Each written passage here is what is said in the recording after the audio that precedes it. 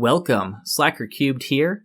In this tutorial, we're going to look at two designs I've come up with for nether portals with one wide redstone switches. I've also got a couple variations behind me, but including the portal, these are actually too wide, so they should fit into some tight spaces. Plus, I've hidden away all the redstone, so they should fit in with just about any build. So stick around, and I'll show you how they're made. Alright, the first design we're going to look at is the most compact design. This works with the smallest portal you can make, that 2x3. And this uses a flint and steel to light the portal and that bucket of water to put it out. But yeah, let's take a look. And you can put the switch wherever you'd like. I just put it over here to kind of show you what's going on. So when we flip the switch up, it turns the portal on, and we flip it down and it turns it off. So nice and simple there. But yeah, let's take a look at how it works. And again, you'll see all the redstone fits into a one wide section there. But when the portal is on, it's actually depowering the redstone that leads to this sticky piston, which causes this observer to get pulled back.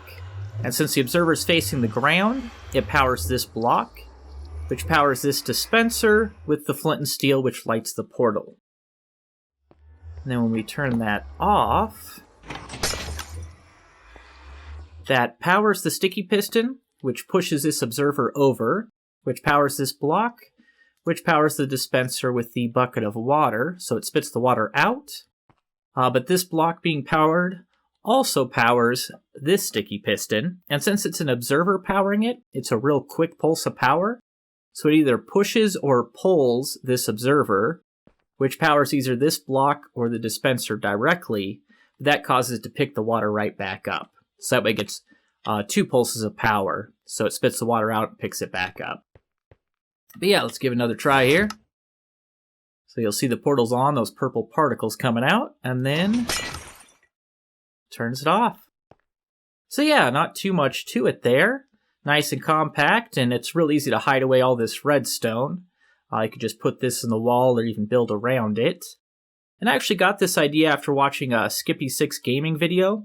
He actually has one that's more compact than this. It's just his had exposed redstone, and I wanted to hide all mine away. But yeah, I'll put a link to that in the description below. But otherwise, let's get to it here. So to build this, you'll need all the items you'll see in my hotbar below. You'll need at least 10 pieces of obsidian to make the portal, which I've already put together here. And like I said, you can put this lever pretty much wherever you want, but you can stick it right on the portal itself. Keep it real nice and compact there. We'll put a piece of redstone below it, so that will power the sticky piston with the observer facing downwards. We'll have 2 solid blocks for that observer to power. And then the 2 dispensers, the right dispenser gets that flint and steel, and the left dispenser gets that bucket of water. And then we'll finish the water pickup part here. So we'll put a sticky piston facing upwards with that second observer facing outwards, so it powers either the dispenser or this third solid block. So technically you only need the blocks right here, but of course the whole point of this was to hide that stuff away and make it look nice. So you just put a 4th block in there. And yeah, that is all there is to it. So pretty quick and easy to make. And nice and compact. But if you did want to make a little bigger portal, I can show you just a little variation to make a larger portal. So we've got this one right here. And this just moves this sticky piston down 1 and moves these dispensers down 1. So you'll see that the dispensers are in the corners there. I do think when you make larger portals, it just looks better putting them in the lower corners. And then, yeah, like I said, you'll see that move down 1. In this case, when the portal is powered, it works the same.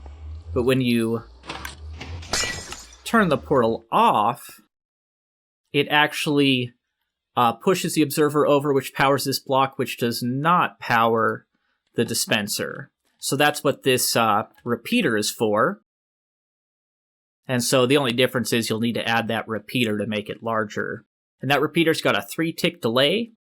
And so it pulls the signal from the observer powering this block and sends it into the sticky piston. And with that 3-tick delay, so we've got 1, 2, 3. That gives it enough time to push the observer up to power this block to spit the water out, and then pull the observer back down, which powers the dispenser, which picks the water back up.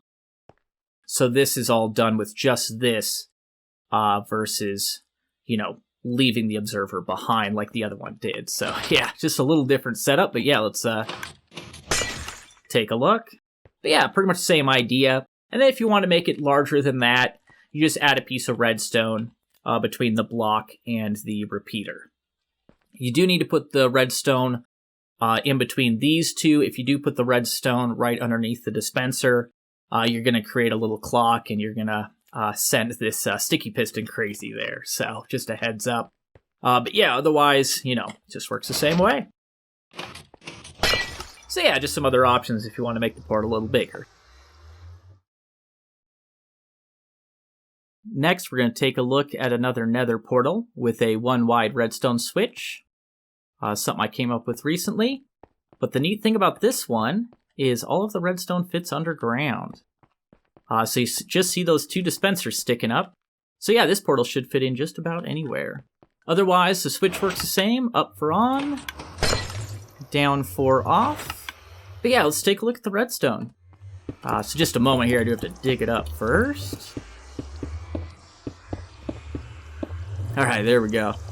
So yeah, we've got the switch in the same spot. We've got that redstone dust below it. We've got a sticky piston with an observer facing it. So that way when it pushes that observer out, it'll activate the off portion.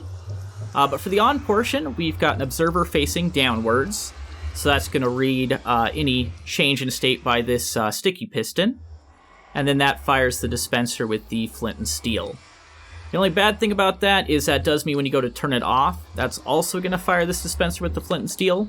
I mean, you can't turn on an already on portal, so it doesn't make a difference with the on and off. But it does mean you're going to go through that flint and steel about twice as quickly. So just a heads up there. But yeah, let's go ahead and turn that off. So there we go.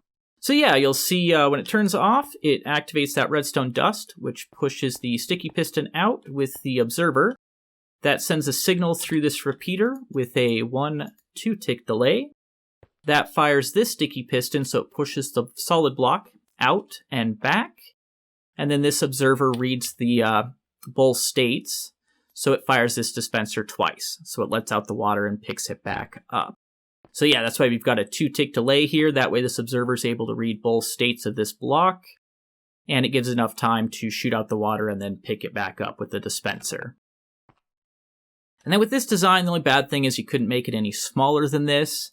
I mean, you could make one like this that's smaller by pushing the redstone out a little further. But I'm not sure you'd want to make this thing smaller anyways with the 2 dispensers in the corner. But you could make this thing as large as you wanted. You can add redstone before or after that repeater and make this thing just about as big as you want. But yeah, let's give it another try here. Yeah, just see how it works. But yeah, not too much to it. Well, let's go and make our own. Again, I've got all the items you'll need in my hotbar below. You'll need at least 16 pieces of obsidian to make the portal, although, like I said, you can certainly make it bigger. We'll put the lever on the front there, that redstone dust below it, the first sticky piston facing outwards, with an observer facing that sticky piston. And then above that observer, we're going to put an observer facing it, with a dispenser on top. And then the flint and steel in that dispenser, and of course you'll need the flint and steel in the water bucket also. Didn't have those in my hotbar, but I guess I ran out of space there. Let's see, and then we've got the repeater with a 2-tick delay into a sticky piston with a solid block and an observer facing that solid block with the second dispenser on top of that with the water bucket. So yeah, not too much to it.